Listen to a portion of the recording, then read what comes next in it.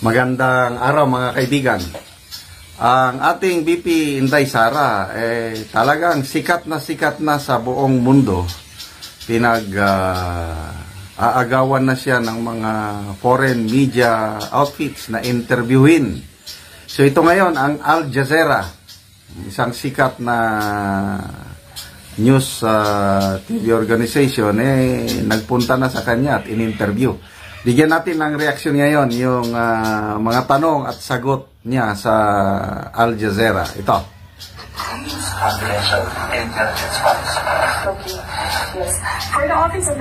Okay, tinatanong yung paano niya ginamit yung confidential and intelligence funds.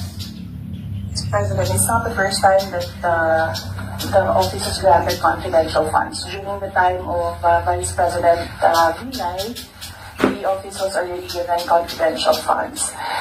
The confidential funds we use in relation to our work and national security. All the projects and the programs of the Office of the Vice President target poverty alleviation. There is a direct correlation between poverty and national security. Okay, mag-comment ako doon. There is direct correlation between poverty and national security. Bakit maraming nagrebelde? Dahil nung unang panahon, napabayaan ang mga tao, lalo na sa mga liblib na lugar, lalo na ang mga katutubo. Saksi ako niyan. Throughout my military career, kitang-kita ko kung gaano napabayaan ng gobyerno ang mga katutubo. Kaya, nung nasa active service pa ako, halos 80% ng mga armado, yung sumama sa mga kaliwang grupo, ay member ng indigenous tribe. Kasi napabayaan So ito, ang tinatarget ni VP ng Office of the Vice President, poverty alleviation sa mga liblib na lugar. What we do is we want to target the areas where we put our projects so that we achieve peace and order security. So we don't want our projects put in areas where it is not needed for poverty alleviation. So we want to prioritize the areas. And the only way to do that is to use confidential funds to purchase information. So where are the target areas? We need that so that our projects will serve these areas. So that's why we needed the confidential funds. In the Department of Education, there is a correlation as well of the education and national security. In fact, that is one of... Okay. Ano yung correlation ng education at national security? Ang recruitment ng makakaliwa, sa mga estudyante sila nakafocus. Either high school or college. Ito yung magiging mga kadre. Yun namang mga IP, ito na yung mga ordinary armed fighters nila. Kailangan yung mga ma-recruit nila ng mga estudyante galing sa mga universities, high school pa lang na mga Tara, agree ako dito. Isa sa mga binabantayan namin noon, mga eskwelahan.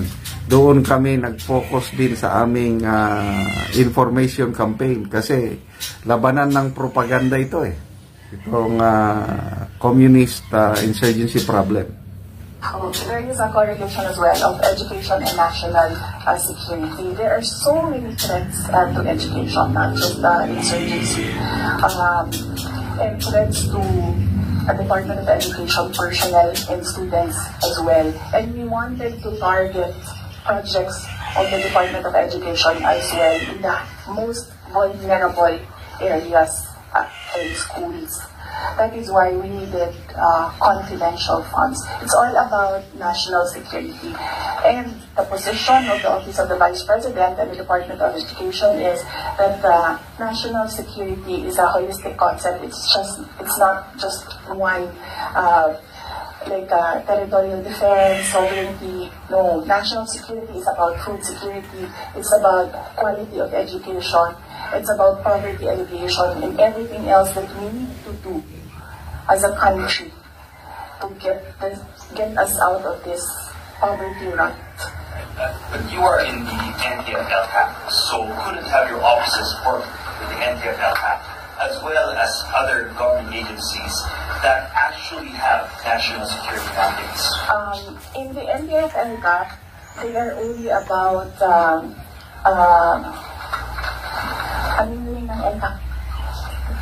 and local armed conflict. LCAP. Local LCAP. So that is very specific to that local conflicts and communism. So as I said, the projects and the programs of OVP target poverty alleviation, and there's so many factors affecting poverty. And there are so many threats to education, not just insurgency. But there are also other government agencies with national security mandates that you can work with, your offices can work with. Yes, that is true, but we work far faster if we are allowed to purchase information and target our projects immediately on the certain school or certain barangay or certain municipality. So, maganda itong interview na ito kasi foreign media ito. Na-explain ng ating VP bakit kailangan niyang magkaroon ng confidential intelligence fund. Saan niya ginagastos yung pundo na yun? Kasi lahat naman ng mula pa noon, sabi nga niya, panahon pa ni Vice President Binay, may confidential intelligence fund na ang Office of the Vice President. So, since that time, hanggang BP Lini, ang ganyan, meron siya. Meron. So, ano lang talaga, pinupolitika lang dahil sa 2028 na eleksyon dahil wala nang ibang malakas kundi si VP Inday Sara. Tuloy na tayo. Faster, if we can target our projects. Okay. Going back to the confidential funds, I would also confidential funds. The names that are being verified by the Philippine Statistics Authority. I know you said that you can't explain because they're confidential in nature, but maybe just a yes or no, because other names have cropped up. Aside from Mary Grace Piatos, we have Chippy McDonald, Fernando Tempura, Carlos. Ayan, tinatanong na yung yung mga Mary Grace Piatos, Villamin, mga aliases. May nabasa ko kanina na statement ni former Senator Lacson. Hanapin ko saan ba yun? Kasi hindi naiintindihan ng mga hindi naiintindihan ng mga tao. Ito. Yung mga hindi naka-experience ng ganitong intelligence confidential work. Ito, statement ni Senator Lacson, dating PNP chief. Sabi niya, the disbursement of confidential funds uses code names and aliases dahil sa confidentiality nature ng pagkagastusan. But the same requires an intelligence project where details of expenses were stipulated. Now you know the who's and why of Mary Grace Piatos and Kukoy Villamin. Don't show your ignorance by asking the true identities of these persons. Otherwise, hindi na yan confidential. Former Senator Ping Lacson. Talagang gumagamit. Kahit yung mga intelligence officer ko noon, alam ko, yung sinasubmit nilang acknowledgement receipt, hindi tunay na pangalan ng mga yun. Alias yun. Kasi kung i-reveal ng deep penetration agent, tunay niyang pangalan, eh di kawawa siya, kawawang pamilya niya. Karamihan talaga yan gumagamit ng aliases. So, former Senator Lacson, former PNP chief nang nagsalita. So, wala, paninira lang talaga yung mga ginagawa nila na hinahanap ang birth certificate, pinapaano sa Philippine Statistics Authority, ay nako.